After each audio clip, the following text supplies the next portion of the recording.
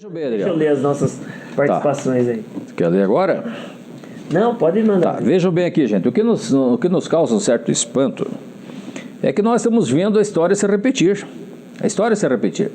E eu, lembrando a ação do nosso Senhor Jesus Cristo, quando estava no seu ministério terreno, Jesus subia ao Monte das Oliveiras, ele olhava para Jerusalém, olhava para o povo e ele chorava. E ele levantava um lamento, e está registrado nas Escrituras o seu lamento, ele dizia: Jerusalém, Jerusalém, quantas vezes eu quis juntar os teus filhos, assim como a galinha junta os seus pintinhos debaixo das suas asas, mas vocês não quiseram. E ele diz que os judeus andavam como ovelhas que não têm pastor. E quando nós olhamos para o nosso mundo hoje, a igreja e o povo de uma forma geral, nós vemos exatamente isso, um povo que está como ovelha sem pastor. O que nós vemos é o povo sendo conduzido, mas não por um pastor, porque o pastor zela pelo rebanho. O que nós vemos são mercenários conduzindo o povo, sabe-se lá para onde. E a história se repete. Quando nós pegamos a história recente, nós vemos que no século passado aconteceu algo semelhante, meu jovem Adriel.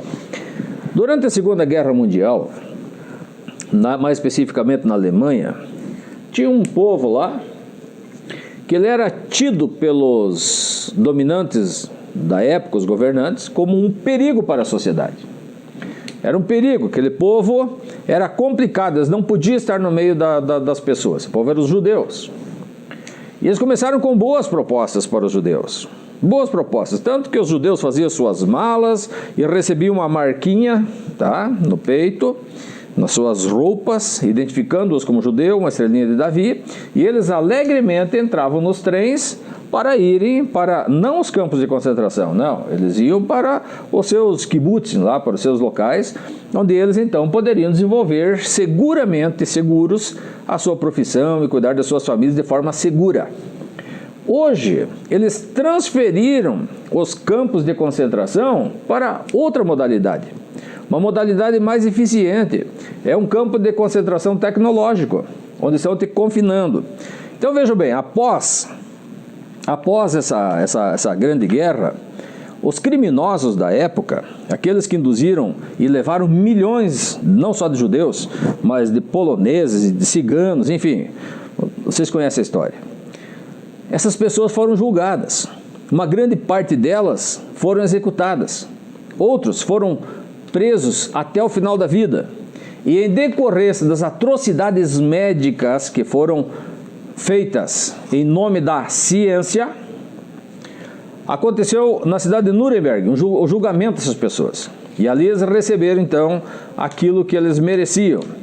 E foi produzido então por médicos que estavam presentes lá de diversos países, da União Soviética, dos Estados Unidos, da própria Alemanha, da França, foi produzido um código chamado Código de Nuremberg.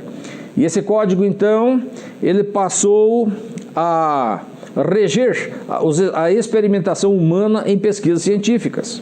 E esse código tem uma coisa interessante, ele traz normas, e as leis de todos os países, principalmente ocidentais, eles se fundamentam principalmente, não somente, mas principalmente nesse código de Nuremberg. Aí você vai dizer: mas pastor, esse imunizante que nós temos aí não é uma pesquisa médica, tu tem certeza disso? Vamos ver então o que nos diz. O que é esse imunizante que está aí? Primeiro, vamos ver o tempo que os imunizantes levaram para ser produzidos. Acompanhe aí o meu raciocínio, por favor. Nós temos o imunizante que foi feito contra a malária. Ele começou a ser produzido no ano de 1880. 1880, e ficou pronto 141 anos depois. O imunizante para a malária. O imunizante para a tuberculose levou 45 anos, começou em 1882, terminou em 1927, 45 anos. Da febre tifoide, o imunizante levou 133 anos para ser produzido. Da meningite, 92 anos. Da coqueluche, 42 anos. Da dengue, 112 anos. Da polio, 47 anos. Da zika, não temos a data. Catapora, 42 anos. A vacina mais rápida que foi produzida levou 10 anos, que é do sarampo. Começou em 1953, terminou em 1963. O imunizante contra a hepatite, 16 anos. Contra rotavírus, 33 anos. Contra a ebola, 43 anos. Contra o HPV, 25 anos de pesquisa. Contra a AIDS, começou a produção em 1983, não temos ainda. E aí, Covid? 6 meses. 6 meses. Aí eu já ouvi muitos argumentos, pastor, mas a tecnologia hoje é diferente. E a da AIDS, onde é que está? Onde é que está a da AIDS? E das outras viroses, e do câncer, e outras que nós temos por aí, né? Dos cânceres. Onde é que está a tecnologia para fabricar essas vacinas? Por que que, de forma imediata, 6 meses depois, conheceram a praga e já estava pronta a vacina 6 meses depois? Então vejam bem, para aprovação do imunizante, existe no Ministério da Saúde, e não só no Ministério da Saúde, mas em órgãos de saúde do mundo todo, existem as fases de pesquisa. As fases, a fase 1, fase 2, fase 3 e fase 4. Cada fase dessa tem que ser respeitada para que esse imunizante possa ser aprovado e então ser aplicado em massa na população. Todos os imunizantes, todos eles que estão sendo aplicados no Brasil, todos, sem distinção, não foram ainda concluídos seus estudos. Eles estão na terceira fase.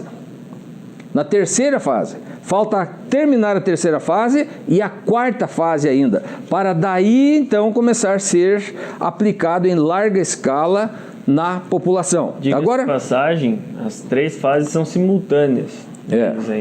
Pois é, ainda, exatamente, as 3 fases são simultâneas e mesmo assim ainda não deu tempo de concluir. Nem a primeira, estão na primeira fase.